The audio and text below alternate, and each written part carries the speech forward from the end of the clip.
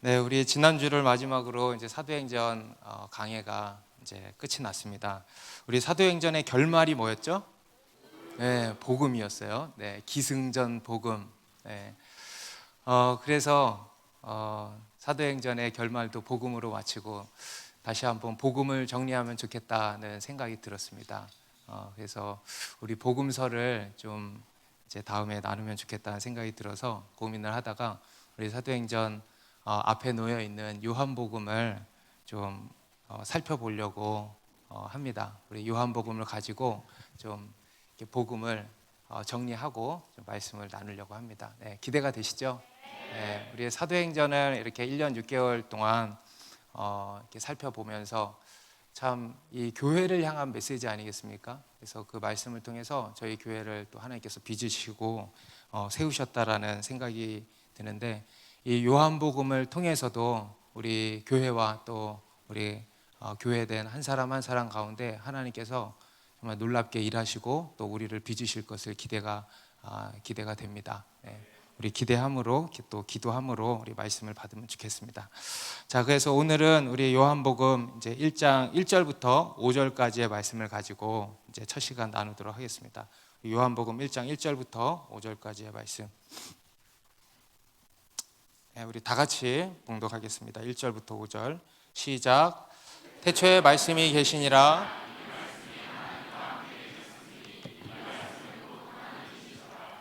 그가 태초에 하나님과 함께 계셨고 만물이 그로 말미암아 지은 바 되었으니 지은 것이 하나도 그가 없이는 된 것이 없느니라. 그 안에 생명이 있었으니 이 생명은 사람들의 빛이라. 빛이 어둠에 빛이 돼 어둠이 깨닫지 못하더라. 아멘. 우리가 인생을 살아가는 데 있어서 정말 중요한 것 중에 하나가 이 질문인 것 같아요. 질문. 이 질문을 우리는 살아가면서 스스로에게 던져야 된다는 거죠. 우리 훌륭한 교사가 되려면 질문을 잘 던져야 된다 그래요. 네. 우리 인생이 성공하는 인생이 되려면 질문을 잘 던져야 되는 것 같아요. 네. 이 질문이 이제 너무 중요한 것 같은데, 그 질문들 중에서도 우리가 꼭 맞닥뜨려야 하는 우리에게 가장 중요한 질문이 한 가지가 있습니다. 그게 뭐냐면 예수님은 누구신가 하는 질문이죠. 네. 우리 교회 처음 오시면 새가족반을 듣잖아요. 새가족반 첫 시간에 첫 번째 멘트가 바로 이겁니다. 제가 이제 질문의 7가지 힘이라는 책을 소개하면서 우리 인간에게 가장 중요한 질문, 예수는 누구인가 하는 이 질문이라고 소개를 합니다. 우리 모든 인간이 받고 답해야 하는 질문입니다. 우리 모든 인간은요, 이 질문 앞에 다 서게 되어 있고 서야 한다라는 겁니다. 왜냐하면 이 질문에 대해서 우리가 어떤 답변을 하느냐에 따라서 우리의 운명이 결정이 되는 겁니다. 여러분, 여러분의 운명이 궁금하죠, 그죠?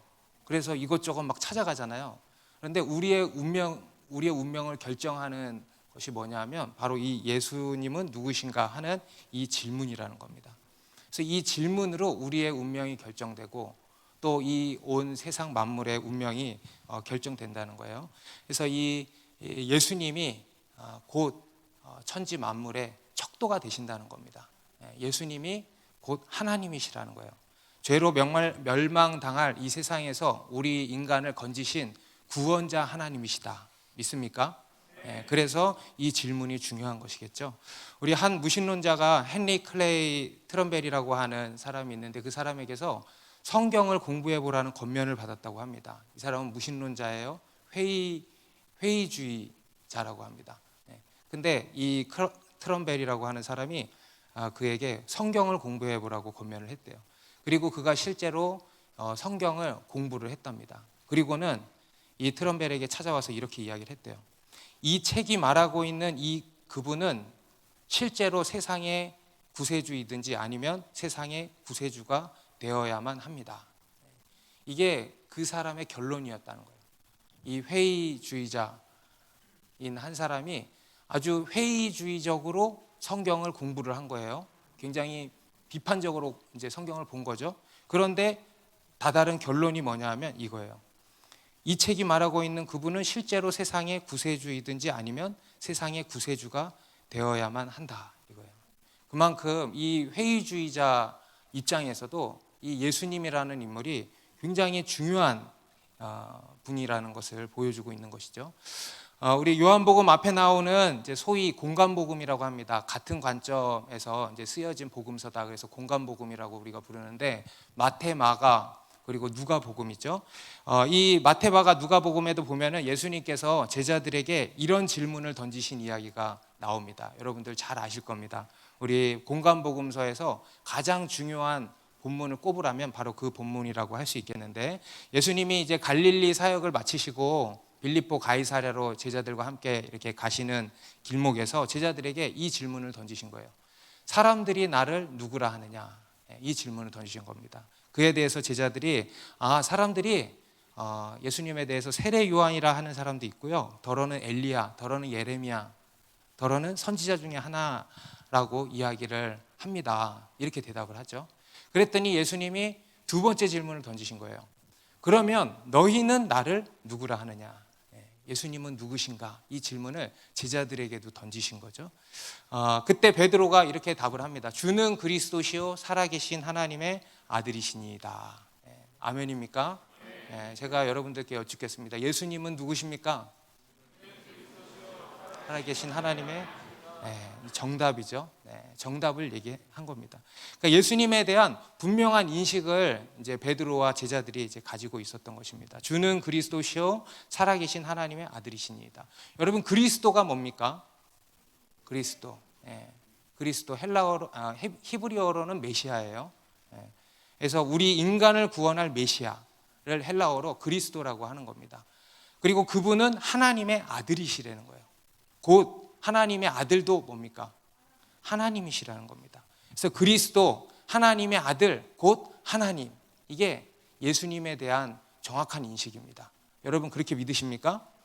그리스도시고 하나님의 아들이시고 곧 하나님이시라는 거예요. 그래서 예수님께서는 하나님이시라는 겁니다. 우리 인간을 구원할 하나님이시라는 겁니다. 아멘입니까? 이것이 이 공간복음서에서 말씀하는 공통적인 주제입니다. 예수님에 대해서 공통적으로 증언하는 바가 이겁니다. 예수님은 우리 인간을 구원할 하나님이시다, 이겁니다. 그리고 이에 대해서 이제 보다 구체적이고 실제적이고 그리고 매우 특별하게 증언하고 있는 것이 바로 이 요한복음입니다. 요한복음. 이 요한복음은 그 이름에서 알 수 있듯이 누가 적은 걸까요? 사도 요한이 AD 90년경에 기록한 것으로 추정을 하고 있습니다. 우리 요한복음 20장 31절을 보시면 이 요한복음을 기록한 목적이 나옵니다. 요한복음 20장 31절, 요한복음의 주제라고 할 수 있습니다. 우리 다 같이 읽습니다. 시작.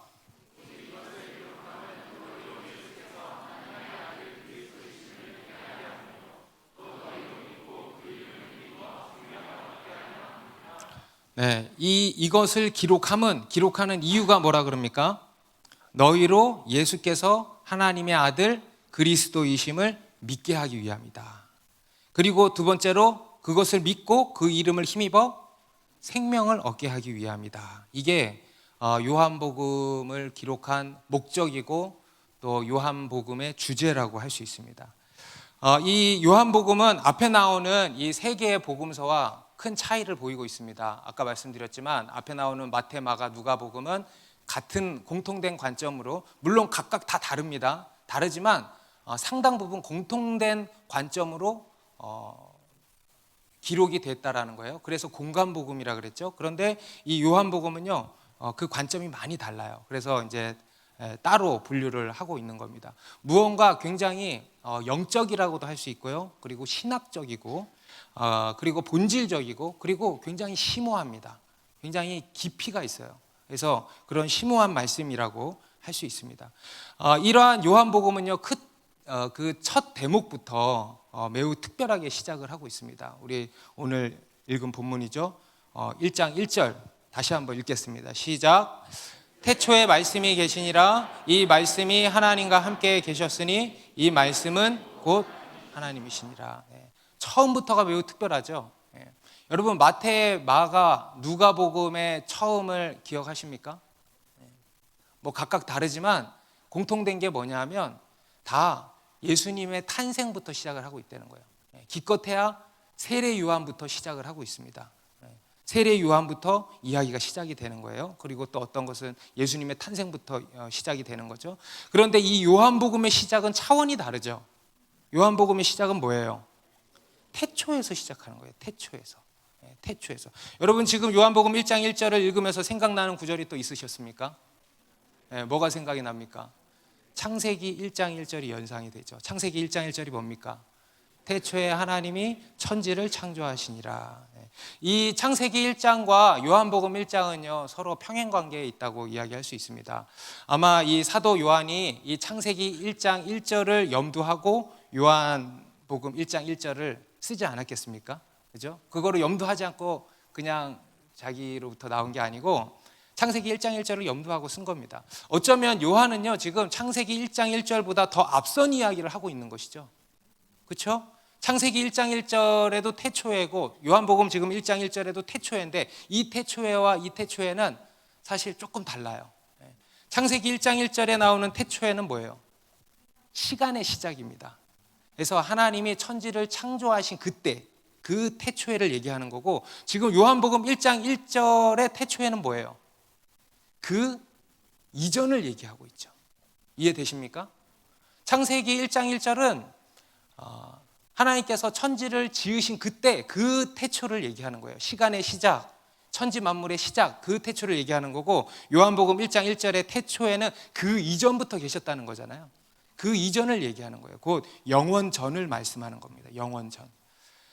이 태초에 말씀이 계시니라, 이 태초에 말씀이 계시니라, 이렇게 시작을 하고 있어요. 이 태초에 영원전부터 말씀이 계셨다, 이렇게 선언을 하고 있습니다. 여러분 여기서 말씀은요 이제 헬라어로 로고스라 그럽니다. 따라해 보세요. 로고스. 우리는 이 말씀이 누구를 두고 이야기를 하는지 알죠? 이 말씀은 누구십니까? 예수 그리스도세요. 그래서 이 사도 요한은요 이 예수님을 말씀으로 소개하고 있습니다. 이러한 구절은 이것은 요한만 이렇게 표현을 한 거예요. 말씀으로, 로고스로 소개를 하고 있습니다. 하나님의 또 다른 이름이라고 할 수 있겠죠? 이것도 성경이니까. 하나님의 또 다른 이름 뭐예요? 말씀이에요. 말씀. 굳이 말하자면 말씀 하나님이라고도 할 수 있어요. 말씀이신 하나님. 아멘입니까? 네. 우리 요한계시록 22장 13절에서도 예수님이 이렇게 말씀하셨죠? 같이 읽습니다. 나는 알파와 오메가요, 처음과 마지막이요, 시작과 마침이라. 여러분 알파와 오메가가 뭐예요?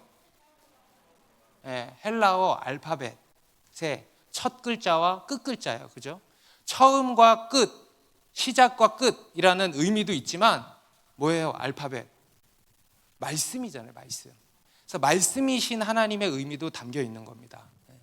우리는 이 말씀이 태초에 말씀이 계시니라 하는데, 이 말씀이 그럼 어떻게 계신 거? 말씀이 계신 게 어떻게 계시는 걸까? 어디 판타지 영화처럼 막 문자가 막 날아다니는 것이 막 연상되기는 하지만 우리가 기껏 상상하는 것은 그 정도죠. 그죠? 그런데 말씀이 어떻게 존재하시는 걸까? 이해할 수가 없어요. 상상조차도 안 됩니다. 그런데 분명한 것은요, 성경이 말씀하는 것은 뭐냐면 말씀이 계셨다는 거예요. 태초에 말씀이 계셨다는 거예요. 선포하고 있는 거예요.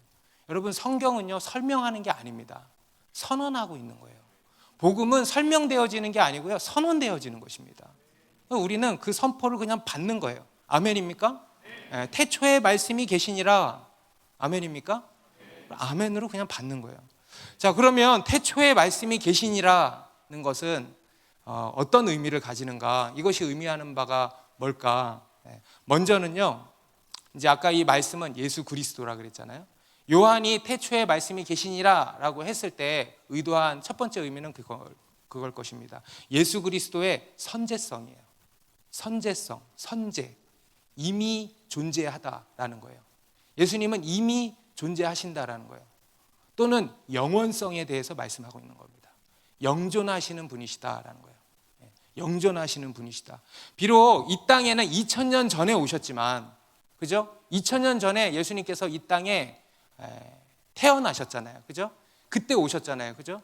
그런데 그때 예수님이 생겨나신 게 아니고 실제 예수님은 그 이전부터 존재하셨다라는 얘기를 하는 겁니다. 태초부터, 영원 전부터 존재하셨다라는 거예요. 우리 요한복음 8장 59절에서도 예수님이 이렇게 말씀하셨어요. 예수께서 이르시되 진실로 진실로 너희에게 이르노니 아브라함이 나기 전부터 내가 있느니라 하시니. 아브라함이 나기 전부터, 지금 유대인들에게 이런 말씀하신 거예요. 네가 지금 나이가 50도 안 됐는데, 유대인들이 막 그랬거든요.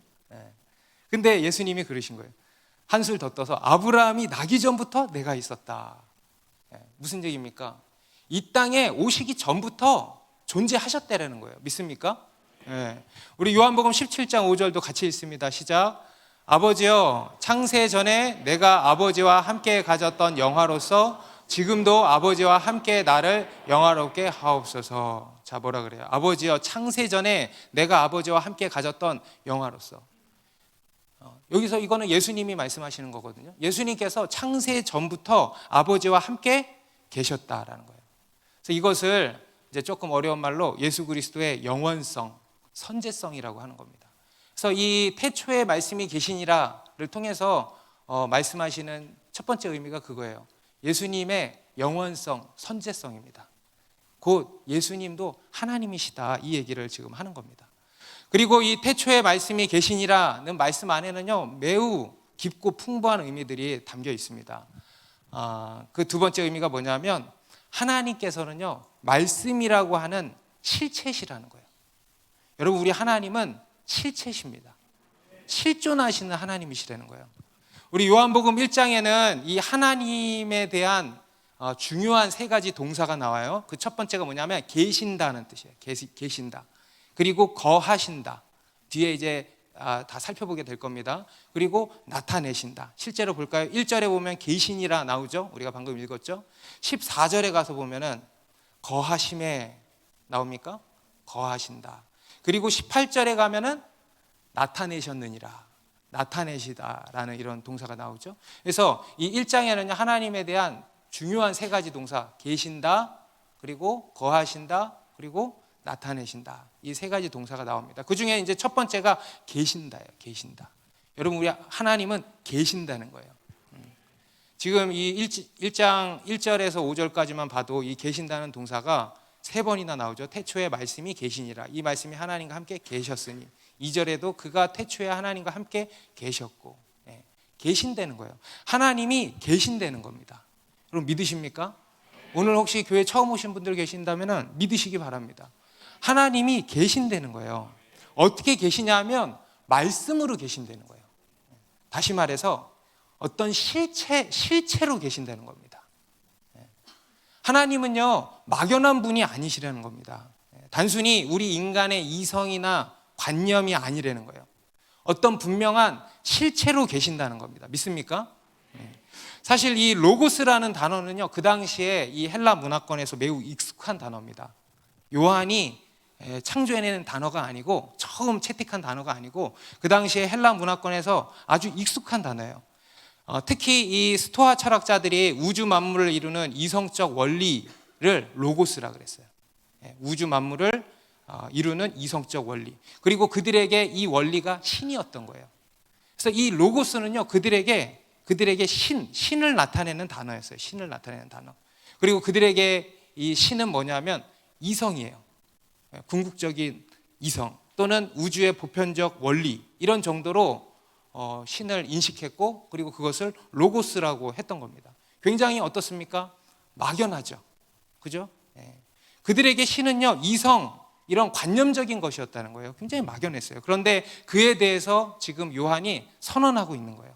태초에 로고스가 계시니라. 태초에 말씀이 계시니라. 이 말씀이 하나님과 함께 계셨으니 이 말씀은 곧 하나님이시니라. 굉장히 분명하고 굉장히 실제적이죠. 그렇게 막연한 게 아니라는 거예요. 하나님은 그런 추상적이고 관념적인 분이 아니시라는 겁니다. 우리 인간의 이성과 관념 안에 갇혀 있는 그런 분이 아니시라는 겁니다. 우리 하나님은 실체로 계신다는 거예요. 태초에 말씀이 계시니라, 이 의미가 담겨 있는 겁니다. 그리고 또 태초에 말씀이 계시니라는 것은 하나님께서는 인격이시라는 겁니다. 우리 하나님이 인격이시라는 거예요. 인격으로 계신다. 여러분, 우리 인간이 인격이잖아요. 그죠? 우리가 인격이라는 것을 가장 잘 보여주는 증거가 뭔지 아세요? 말이에요. 말. 여러분, 말은 그 사람의 인격이라 그러잖아요. 그렇죠? 여러분이 하는 말이요, 여러분의 인격이에요. 동의하십니까? 여러분이 하는 말. 그래서 우리는 말을 막 하면 안 돼. 왜냐하면 우리의 인격이기 때문에. 말이 그 사람의 인격이다, 맞는 말이에요. 다시 말해서 말이 그 사람을 보여주는 거죠. 우리는 말로 의사를 표현합니다. 말로 우리 마음과 생각을 표현하는 거예요. 그래서 우리가 말할 수 있다는 것은요, 우리가 인격이라는 것을 보여주는 겁니다. 우리가 인격이라는 매우 중요한 증거가 말이에요. 우리 하나님도 마찬가지입니다. 태초에 말씀이 계시니라, 이것은 뭐냐면 하나님께서는 인격이시다라는 거예요. 하나님은 실체로 계시고 그리고 인격으로 계신다는 거예요. 어렵습니까? 어렵지 않죠? 인격이시라는 거예요. 사실 우리가 인격으로서 말할 수 있는 것은 다 하나님의 형상을 닮았기 때문인 것입니다. 우리가 인격인 것이고 또 우리가 인격으로서 말을 할 수 있다는 것은요, 하나님의 형상을 닮았기 때문에 이제 그런 거예요. 그리고 또 이것은 1절 중반부에서도 보면 알 수 있습니다. 우리 하나님이 인격이시다라는 것, 중반부에 이 말씀이 하나님과 함께 계셨으니 이렇게 나오죠. 함께 계셨다는 거예요. 하나님의 복수 인격을 지금 보여주는 겁니다. 복수 인격. 우리 하나님은 한 분 하나님이십니다. 아멘. 그런데 또 우리 하나님은 몇 분이십니까? 세 분 하나님이신 거예요. 그래서 단수이면서 복수인 거예요. 이해가 안 되죠? 당연히 이해가 안 되지. 우리가 어떻게 하나님을 이해하겠어요? 근데 우리 하나님은 세 분이 한 분인, 제가 우리 세가족반 분들께 이런 장난을 쳐요. 여러분, 이게 몇 개죠? 몇 개예요? 3개야. 근데 이거 몇 개야? 가능하다는 거야. 이해 안 되지 않는다는 거야. 이런 것도 있어. 우리 하나님은요, 여러분들이 잘 익히 알고 계시는 것처럼 성부, 성자, 성령 삼위일체 하나님이십니다. 세 분이 한 분인 그 하나님이신 거예요. 지금 여기 비록 이제 성령 하나님에 대해서는 나타나지 않지만 그에 대해서 지금 이제 말씀하고 있는 거 아니겠습니까? 함께 계셨다는 거예요. 여기서 함께라는 것은 그냥 단순히 우리가 함께 있다, 위드 이 정도가 아니에요. 하나로 함께 있다는 거예요. 여기서의 함께는요, 그냥 단순히 우리가 전치사 위드가 아니에요. 하나로 함께 있다는 거예요. 하나로. 그래서 하나님께서 완전한 관계로, 그리고 완전한 사랑의 친밀한 관계로 함께 계셨다. 이것을 이제 말씀하는 겁니다. 다시 말해서 하나님은 함께 있는다. 이게 뭡니까? 인격이라는 거예요. 인격. 우리 하나님은 인격으로 계신다. 다시 말해서 이것은 뭐냐면 우리 하나님은요, 살아계십니다. 그리고 우리 하나님은 역사하시는 하나님이시라는 거예요. 여러분, 죽은 사람은 뭐가 없다 그래요? 죽은 사람은 뭐가 없어요? 말이 없죠. 여러분, 말한다는 것은 뭡니까? 살아있다는 거예요. 다시 태초에 말씀이 계신다. 우리 하나님은 어떤 하나님이시라는 거예요? 살아계신다는 거예요. 실체이신 하나님이시라는 거예요. 그리고 인격이신 하나님이시라는 겁니다. 여러분, 우리 하나님은요, 우상이 아니라고 거듭 말씀하시잖아요. 우상이 아니라는 거예요. 말도 못하는 그런 우상이 아니라는 거예요. 그런데 우리 하나님은 말씀이 계신다는 거예요. 단순히 우리 인간의 이성이나 관념이 아니라는 거예요. 우리 하나님은 실체이십니다. 인격이십니다. 살아계시고 역사하신 하나님이세요. 우리는 그 하나님을 믿는 것입니다. 그리고 그 하나님을 만나는 거예요. 아멘입니까? 여러분, 그 하나님을 만나셨습니까? 여러분, 그 하나님을 만나십니까? 그 하나님을 만나게 되시길 바랍니다. 여러분, 이것이 오늘 본문을 통해서 하나님께서 우리에게 주시는 첫 번째 메시지겠습니다. 살아계시고 역사하시는 하나님을 믿으시기 바랍니다. 그냥 하나님이 아니고 살아계시고 역사하시는 하나님을 믿으시라는 거예요. 여러분, 우리는 흔히 이 하나님에 대해서 우리가 기도할 때도 사랑의 하나님, 그렇죠? 좋으신 하나님, 자비가 풍성한 하나님, 오래 참으시는 하나님, 은혜의 하나님, 거룩한 하나님, 이렇게 우리가 고백을 하지 않습니까? 그 외에 뭐 여러 하나님의 성품에 대한 고백들이 많이 있지만 그에 앞서서 우리가 분명히 알고 고백해야 할 것이 이겁니다. 여러분, 우리 하나님은요, 살아계시고 역사하시는 하나님이세요. 저는 이 고백이 너무 좋아요. 저는 뭐 사랑의 하나님 또 표현하기도 하지만 솔직히 아직 잘 모르겠어요. 하나님의 사랑에 대해서. 그런데 제가 정말 와닿는 표현이 저는 이겁니다. 살아계시고 역사하시는 하나님. 살아 역사하시는 하나님. 저는 이 표현을 되게 즐겨해요. 제가 새가족반에서도 우리 하나님에 대해서 소개할 때 뭘 하건 항상 강조하는 게 이겁니다. 우리 하나님은 살아계십니다. 우리 하나님은 역사하십니다. 그 하나님께서 당신의 인생 가운데 놀라운 일을 하실 겁니다. 저는 이 얘기를 즐겨합니다. 그리고 저는 이 하나님을 많이 고백합니다. 저는 이게 너무 좋아요. 살아 역사하시는 하나님. 우리는 그 하나님을 만나고 경험하게 된다는 것입니다. 우리 히브리서 11장 6절 같이 읽습니다. 시작. 믿음이 없이는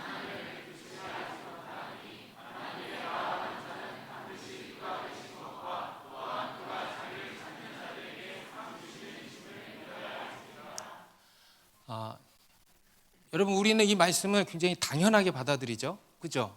네, 믿음이 없이는 하나님을 기쁘시게 할 수 없나니. 하나님께 나아가는 자는 그가 계신 것과 자기를 찾는 자들에게 상 주시는 이심을 믿어야 할지니라. 당연하게 여겨요. 그가 계신 것 당연히 믿지. 그렇죠? 자기를 찾는 자들에게 상 주시는 이시다. 하나님은 역사하시는 하나님이시다라는 겁니다. 그거 당연히 믿지. 당연한 거 아니야? 이렇게 생각하죠. 그런데 과연 그럴까요, 여러분? 네. 여러분, 하나님을 믿는다고 하는 사람들 중에는요, 두 부류가 있습니다. 첫 번째는 하나님을 실체로 믿는 사람이 있고요, 하나님을 관념적으로 믿는 사람이 있대요. 하나님을 살아 역사하시는 분으로 믿는 사람이 있고, 하나님을 죽은 우상처럼 믿는 사람이 있다는 겁니다. 막연하게 믿는 거예요. 여러분, 우리의 믿음은 어떤 믿음이 돼야 될까요? 살아 역사하시는 하나님을 믿는 믿음이어야 되는 겁니다. 여러분, 여러분이 믿는 하나님은 어떤 하나님입니까? 여러분, 우리는요, 말씀이신 하나님을 믿어야 돼. 곧 실체이신 하나님, 인격이신 하나님.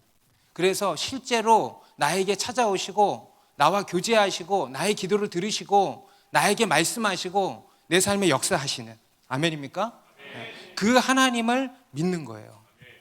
그것이 참된 믿음인 것입니다. 그것이 참된 믿음이에요. 우리는 이 말씀이신 하나님을 믿어야 되는 겁니다. 여러분, 우리 하나님은요, 살아 역사하시는 하나님이십니다. 실체이십니다. 그 하나님을 믿게 되시길 바랍니다. 그 하나님을 만나게 되시길 바랍니다. 그리고 또 태초에 말씀이 계시니라는 것은 어떤 의미인가? 태초에 말씀이 계시니라 어떤 의미일까요? 하나님께서는 자기를 계시하신다는 거예요. 계시하신다, 말이 어렵죠? 나타내신다는 거예요. 나타내신다. 하나님은 자기를 나타내신다. 여러분, 말씀이 뭐예요? 말이 뭐예요? 아까도 얘기했지만 우리 인간의 마음과 생각을 표현하는 것이 말이잖아요. 그죠? 다시 말해서 나를 표현하는 거예요. 나를 나타내는 거예요. 그게 말이죠. 그래서 말은 그 사람의 인격이라고 하는 거 아니겠습니까? 그런 것처럼 하나님의 말씀도 하나님을 나타내시는 거예요. 좀 어려운 말로 하나님의 자기 계시라고 합니다. 따라해 보실까요? 하나님의 자기 계시. 하나님은 자기를 계시하신다는 거예요. 자기의 신성과 능력과 또 어떤 생각을 나타내신다는 겁니다. 그리고 실제로 그렇게 하셨다는 거예요. 그 첫 번째 계시가 바로 천지창조입니다. 천지창조. 하나님께서 세상을 창조하신 것, 이것이 하나님의 자기 계시였어요.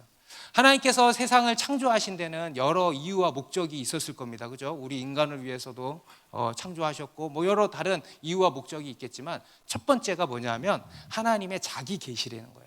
우리 로마서 1장 19절 20절 말씀.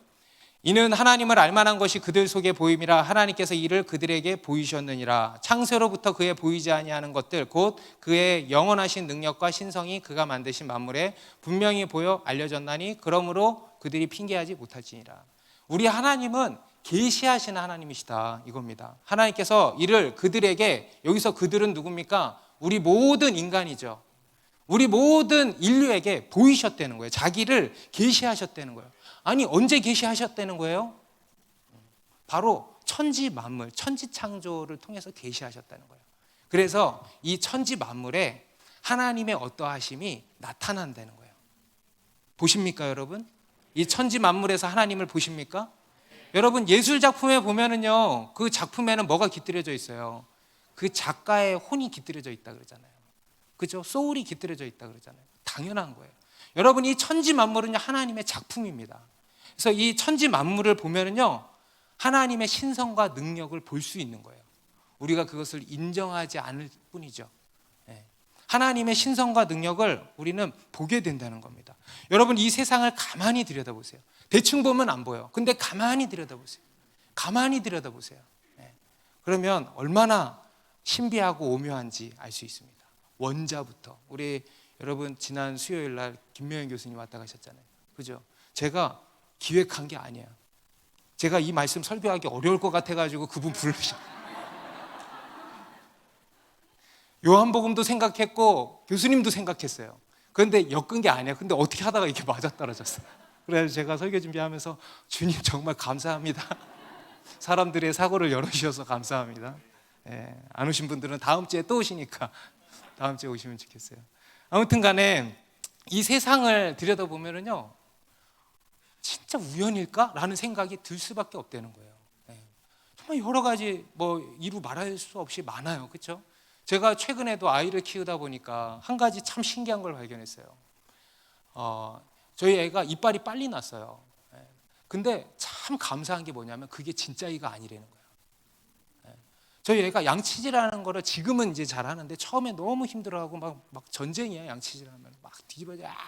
근데 이제 지금은 이렇게 하기는 해. 전에는 이러다가 지금은 이렇게. 그래서 지금은 이제 양치질을 곧잘 하는데 그것도 보면서 애가 양치질을 잘해봐야 얼마나 잘하겠어요. 썩을 거 아니에요. 근데 참 감사한 게 그게 유치인 거야. 그래서 뽑으면 진짜 아이가 이제 나는 거예요. 그거 보면서도 우연히 그렇게 됐을까? 여러분 그렇지 않습니까? 그리고 보세요, 여러분 이빨은 커지지가 않잖아요. 근데 아이는 커지잖아요. 그러니까 이런 것도 어떻게 이런 생각을 할까? 우연일까? 이런 생각 든단 말이에요. 여러분 이 세상은요 하나님이 창조하신 겁니다. 하나님의 놀라운 지혜와 하나님의 그 사랑으로 이 세상을 창조하신 거예요. 그리고 그것은 그 하나님의 성품, 하나님의 신성과 하나님의 그 능력을 계시하신 것입니다. 믿으십니까? 하나님께서 이렇게 나타내 보이셨다라는 거예요. 그런데 오늘 본문에서는요 이러한 하나님의 천지 창조에 대해서 보다 한 가지 더 구체적인 정보를 제공하고 있습니다. 바로 이 만물이 하나님이 지으셨는데 어떻게 지으셨는가 하면 하나님의 말씀으로 지으셨다는 거예요. 좀 더 정확히 얘기하면 말씀으로 말미암아 지어졌다는 거예요. 3절 다시 읽습니다. 시작. 만물이 그로 말미암아 지은 바 되었으니 지은 것이 하나도 그가 없이는 된 것이 없느니라. 여러분 하나님이 이 세상을 창조하셨는데 어떻게 창조하셨다? 말씀으로 창조하셨다. 정확히는 말씀으로 말미암아 지어졌다는 거예요. 아멘입니까?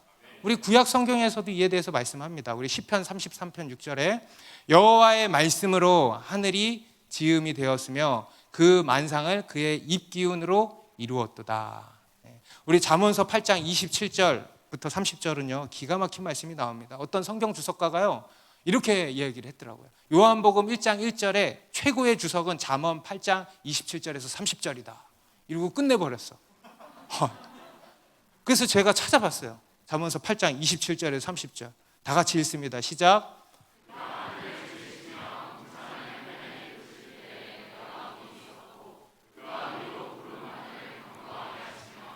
바다의 샘들을 힘있게 하시며 바다의 한계를 정하여 물이 명령을 거스르지 못하게 하시며 또 땅의 기초를 정하실 때에 내가 그 곁에 있어서 창조자가 되어 날마다 그의 기뻐하신 바가 되었으며 항상 그 앞에서 즐거워하였으며 사람이 여기가 29절인가?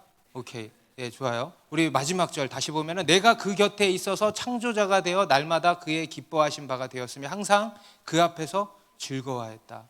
여러분 여기서 내가가 누굴까요? 내가. 여기 성경에서는 지혜라고 나와요. 잠언서에서는 지혜. 그런데 이 지혜가 곧 말씀이에요. 말씀이신 하나님. 곧 예수 그리스도신 것입니다. 곧 예수 그리스도께서 창조주 하나님이시라는 거예요. 이거는요 요한만 분명히 얘기하고 있습니다. 성경에서. 예수님은 하나님이시다. 실체이신 하나님이시다. 그리고 이 예수님은 창조주 하나님이시다. 굉장히 강력하게 선포하고 있죠. 직접적으로 예수 그리스도께서 창조주 하나님이시라는 거예요. 예수님도 태초에 창조하셨다라는 겁니다. 믿습니까? 네. 여러분, 하나님께서 예수님을 데리고 이렇게 하신 게 아니에요. 예수님이 그 주체가 되신다는 거예요. 창조주 하나님이시라는 겁니다. 우리 다른 신약 성경에도 보면은요, 히브리서 1장 1절 2절, 옛적에 선지자들을 통하여 여러 부분과 여러 모양으로 우리 조상들에게 말씀하신 하나님이 이 모든 날 마지막에는 아들을 통하여 우리에게 말씀하셨으니 이 아들을 만유의 상속자로 세우시고, 같이 읽습니다. 또 그로 말미암아 모든 세계를 지으셨느니라. 그로 말미암아, 예수 그리스도로 말미암아 모든 세계를 지으셨다. 우리 골로새서 1장 16절도 있습니다. 시작. 만물이 그에게서 창조되되 하늘과 땅에서 보이는 것들과 보이지 않는 것들과 혹은 왕권들이나 주권들이나 통치자들이나 권세들이나 만물이 다 그로 말미암고 그를 위하여 창조되었고. 자, 만물이 다 그로 말미암고 그로 말미암아 지어졌다는 거예요. 그리고 더 나아가서 뭐라 그럽니까? 마지막에 그를 위하여 창조되었다. 그를 위하여 창조되었다. 곧 예수님은 하나님이시다. 믿습니까? 여러분, 예수님은 하나님이신 거예요. 완벽한, 완전한 하나님이신 겁니다. 그래서 이렇게 하나님께서는 말씀이신 하나님으로서 이 말씀이신 하나님으로 말미암아서 천지를 창조하셨고 그것을 통해서 자기를 나타내셨다라는 거예요. 그리고 이제 두 번째 계시가 뭐냐면, 우리 뒤에 가서 이제 쭉 살펴볼 것이지만, 이 계시가, 두 번째 계시가 뭐냐면 육신으로 이 땅에 오신 예수 그리스도. 그 말씀이 육신을 입고 육신이 되어 이 땅에 오셨다는 거예요. 굉장히 신비스럽죠. 그런데 실제인 것입니다. 말씀이 육신이 되어 이 땅에 오신 거예요. 그렇게 해서 그 육신을 입고 오신 예수 그리스도께서 우리에게 하나님을 나타내신 겁니다. 그래서 여러분, 예수님이 이 땅에 오신 첫 번째 이유가 뭐냐면요, 마찬가지 하나님을 나타내시기 위한 겁니다. 하나님의 자기 계시예요. 하나님의 두 번째 계시라고 할 수 있겠습니다. 그렇게 해서 우리에게 보이신 겁니다. 우리 요한복음 14장 8절 9절에서 예수님이 이렇게 말씀합니다. 빌립이 이르되 주여 아버지를 우리에게 보여주옵소서. 그리하면 족하겠나이다. 우리의 고백이죠. 예수께서 이르시되 빌립아, 내가 이렇게 오래 너희와 함께 있으되 네가 나를 알지 못하느냐? 나를 본 자는 아버지를 보았거늘 어찌하여 아버지를 보이라 하느냐? 나를 본 자는, 예수님을 본 자는 곧 뭘 봤대요? 아버지를 보았다는 거예요. 곧 예수님은 하나님의 계시시라는 거예요. 하나님의 말씀이라는 거예요. 하나님의 말씀, 하나님의 본체시라는 것입니다. 이처럼 이 태초의 말씀이 계신이라는 것은요, 우리 하나님은 자기를 계시하시는 하나님이시다 이겁니다. 우리 인간에게 자기를 계시하신다는 거예요. 여러분, 성경을 보세요. 성경의 이야기가 다 뭡니까? 하나님의 자기 계시예요. 그냥 우리가 막 생각하는 막 계시 받아가지고 막 이렇게 하는 이런 게 아니고, 그게 아니고 정말 하나님을 나타내시는 거예요. 그래서 누군가에게 찾아가시고 누군가에게 말씀하시고 그리고 그 말씀하신 대로 이루시는 거예요. 그 계시를 얘기하는 겁니다. 그래서 이 하나님의 자기 계시가 바로 성경 아니겠습니까?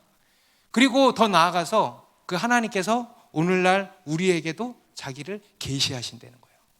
여러분들도 하나님의 그 계시를 다 받은 것입니다. 그래서 지금 이 자리에 나와 계신 거예요. 그리고 그 계시 가운데서 계속 지금 살아가고 있는 거예요. 계시하시는 하나님, 우리 가운데 하나님을 나타내 보이신다는 거예요. 그래서 여러분, 살아 역사하시는 하나님 만나시기를 바라고요. 그 하나님의 계시를 보게 되시기를 바랍니다. 그 하나님의 계시를 경험케 되시기를 바랍니다.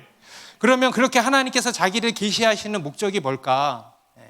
4절에 나옵니다. 바로 생명을 나누기 위해서라고 말씀하고 있습니다. 4절 있습니다. 시작. 썼으니 이 생명은 사람들의 빛이라. 이게 지금 핵심이에요. 그 안에 뭐가 있었대? 생명이 있었다는 거예요. 그 말씀 안에 생명이 있었다는 거예요. 이 생명은요, 요한복음에 나오는 가장 중요한 핵심 단어입니다. 36번이나 나와요, 요한복음에. 생명이라는 단어. 헬라어로 조에라고 하는 단어입니다. 조에. 동물원 주 있죠. 동물학 제가 단어를 까먹었어요. 그 앞에 그 GOO가 다 여기서 파생된 거예요. 조에라고 하는 단어예요. 우리가 생명이라고 하면은 여러 의미를 떠올리게 되지 않습니까? 생물학적인 생명, 우리가 흔히 인식하고 있는 동식물의 생명이죠. 의학적인 생명이죠. 육적인 생명이죠. 우리 고대 헬라에서는요, 스스로 움직이는 현상을 생명이라 그런대. 스스로 움직이는 현상, 우주가 움직이는 원리, 이것을 생명이라 그런대요. 생명의 원리라고 했다고 합니다. 그 외에도 이 세상에는요, 다양한 의미의 생명들이 있지 않습니까? 그죠? 그러면 여기서 말씀하는 생명은 어떤 생명일까?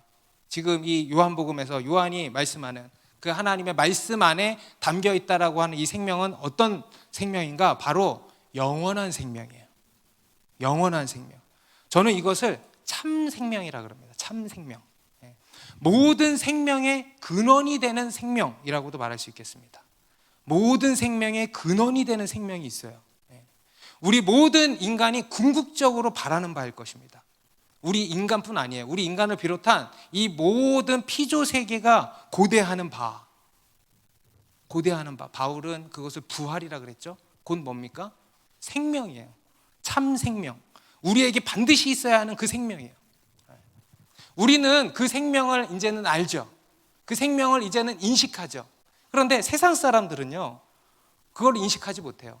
그리고 세상 사람들은요, 자기에게 생명이 있다고 생각합니다. 왜냐? 자기가 숨쉬고 있으니까, 자기가 생각하고 있으니까, 자기가 살아 돌아다니고 있으니까, 자기가 일하고 있으니까, 자기가 살아있다고 생각하는 거예요. 생명이 있다고 생각하는 거예요. 자연적인, 이런 생물학적인, 육적인 이런 생명을 생명으로 인식하고 자기에게 생명이 있다고 생각을 하는 겁니다. 그런데 그것은 참 생명이 아니라는 거예요. 여러분, 성경은요, 우리에게 생명이란 무엇인가에 대해서도 다시 정의를 내려주고 있습니다. 세상 사람들이 생각하는, 착각하는 그 생명이 참 생명이 아니라는 거예요. 여러분, 그게 생명입니까? 그건 생명이 아니에요. 왜냐? 영원하질 않잖아요. 여러분, 우리가 지금은 살아있지만 우리 인생 전체를 보세요. 우리 인생 전체를 보세요. 시간을 빼고 모든 인간의 인생의 전체를 하나로 보란 말이에요. 이해되세요? 이해되세요? 이해 안 되는구나. 이해 안 돼도 어쩔 수 없어. 더 이상 표현이 안 돼. 시간을 빼고 우리 인생 전체를 보세요. 다 어떻게 돼요? 죽잖아요. 지금은 살아 움직일지 몰라도 결국 뭐예요? 죽잖아요. 다시 시간을 빼고 그 인생 자체만 하나로 보란 말이에요. 어때요? 죽음이에요. 죽잖아요. 그게 여러분 생명이에요? 그건 생명이 아니에요. 저는 이것을 이렇게도 표현합니다. 정말 저스러운 표현이에요. 생명의 찌꺼기다. 여러분, 우리 인간은요, 이 땅에서 이 생명 찌꺼기로 사는 거예요. 생명 찌꺼기로. 저는 이렇게밖에 표현이 안 돼요. 생명 찌꺼기라는 표현도 정말 많이 쳐준 거예요. 생명이 아니야. 이건 여러분 생명이 아니에요. 그냥 찌꺼기로 잠시 잠깐 이 땅에서 사는 거예요. 그래서 우리 인간을 살아있는 송장이라고 하는 겁니다. 여러분, 참 생명은요, 죽지 않아요. 생명이 어떻게 죽어요? 참 생명은요, 죽지 않아요. 참 생명은요, 죽음을 이기는 거예요. 여러분, 생명의 정의, 죽음의 반대예요. 다시, 생명의 정의 뭐라고요? 죽음의 반대. 죽지 않아요. 죽음을 이깁니다. 곧 영원해요. 영원한 생명이에요. 믿습니까? 영원한 생명이에요. 죽지 않는다고요. 죽음을 이긴다는 거예요. 그게 참 생명이고 그게 영적 생명이에요. 이 생명이 있냐는 말이에요. 성경이 우리에게 던지는 두 번째 질문이에요. 이 생명이 너에게 있냐는 거예요. 여러분에게 이 생명이 있습니까? 여러분, 이 생명이 있어야 된다는 거예요. 그리고 이 생명이 어디서부터 나오냐, 어디에 있느냐, 4절에서 말씀하는 거예요. 그 안에 있다는 거예요. 그 안에, 그 말씀, 하나님 안에, 말씀이신 그 하나님 안에 이 진짜 생명이 있다는 거예요. 그리고 그 생명을 우리에게 주셨다고 말씀하고 있는 것입니다. 4절 후반부에 보면 이 생명은 사람들의 빛이라. 갈수록 뭔 말인지 모르겠죠? 이 생명은 사람들의 빛이라. 이건 또 무슨 말씀입니까? 성경에 보면 이 생명에 대해서요, 빛으로 묘사하는 부분들이 많이 나옵니다. 우리 욥기서 33장 30절에도 그들의 영혼을 구덩이에서 이끌어 생명의 빛을 그들에게 비추려 하심이니라. 우리 예수님도 요한복음 8장 12절에서 이렇게 말씀합니다. 예수께서 또 말씀하여 이르시되 나는 세상의 빛이니 나를 따르는 자는 어둠에 다니지 아니하고 생명의 빛을 얻으리라. 생명의 빛이라고 하시죠. 마치 이 생명을 빛으로 지금 비유하고 있는 것 같죠. 그런데 이것은 단순한 비유가 아니고요, 이 또한 실체입니다. 여러분, 생명은 빛이에요. 이 빛은요, 생명의 핵심이라고 할 수 있습니다. 여러분, 말씀이신 하나님의 핵심을 지금 생명으로 이야기를 하고 있고요, 이 생명의 핵심이 뭐냐면 빛이라는 거예요. 실제로 창세기 1장에서 하나님이 천지를 창조하실 때 제일 먼저 뭘 창조하셨습니까? 빛이 있으라 하시니 빛이 있었다 그러죠. 그리고 나서 다른 것들이 다 만들어진 거예요. 다시 말해서 이 빛이 생명의 핵심이고 기초라는 거예요. 하나님의 천지 창조의 기초가 이 빛이라는 거예요. 실제로 여러분, 우리가 살아가는 이 세상에서도 보면은요, 여러분, 생명이 있으려면 뭐가 있어야 됩니까? 빛이 있어야 돼요. 여러분, 빛이 없으면은요 다 죽어버려요. 빛이 없으면은요 생명이 있을 수가 없어요. 그래서 이 빛은 생명의 기초고 핵심이라는 거예요. 이해되십니까? 그런데 이제 여기서 이 빛은 어떤 빛이라고 하냐면 사람들의 빛이라는 거예요.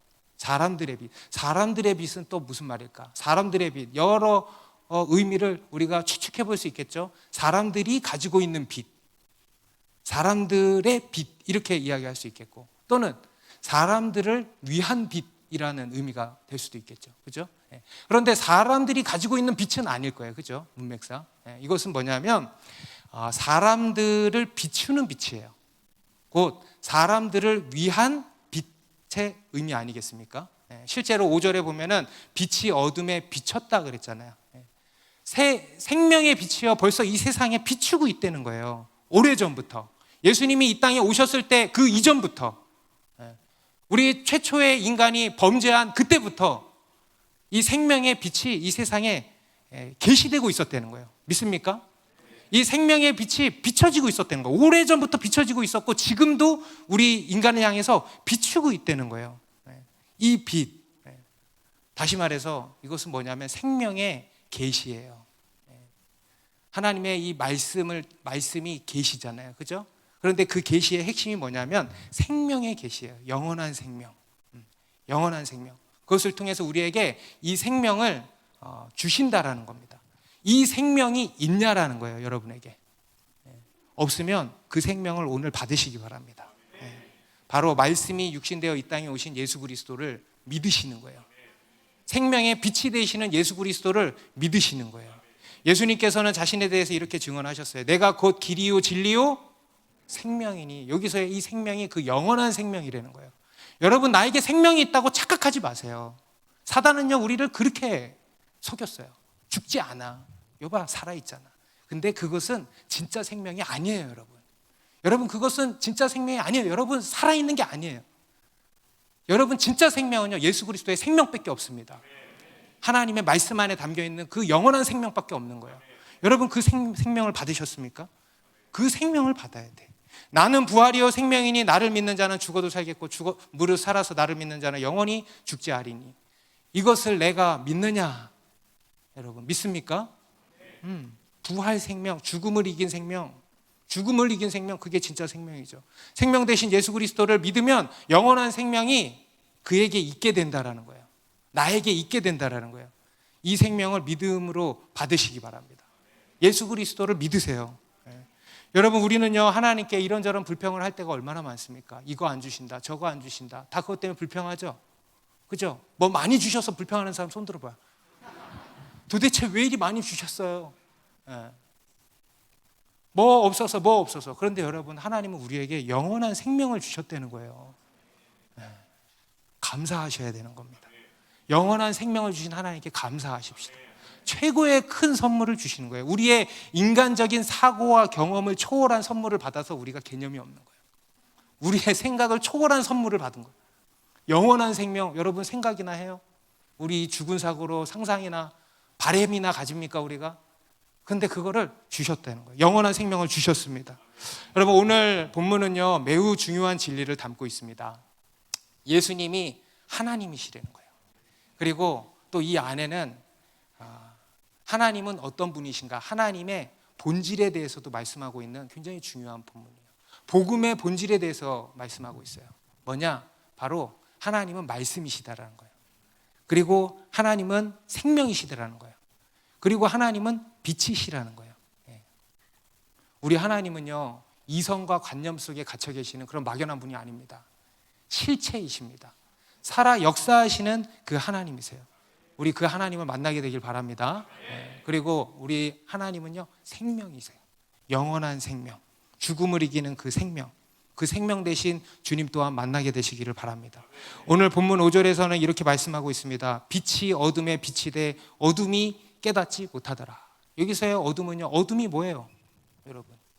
여러분 어둠이 뭐예요? 이 세상의 어둠이 뭐예요? 이 세상이 어둠이잖아요. 그냥 이 세상을 얘기하는 거예요. 빛이 어둠에 비치되, 이건 뭐냐면 빛이 어둠으로 가득한 이 세상을 지금 비추고 있다는 거예요. 오래전부터 생명의 빛을 하나님께서 이 땅 가운데 이 세상에 비추고 있다는 거예요. 그리고 또 어둠이 뭡니까? 우리의 마음이 어둠이죠. 그죠? 우리의 마음이 어둠이죠. 우리 마음을 향해서 비추고 있다는 거예요. 그런데 어떻대요? 깨닫지 못한다는 거예요. 지금 그렇잖아요. 그죠? 그런데 하나님의 택함 받은 우리 하나님의 백성은요, 깨닫게 되는 거예요.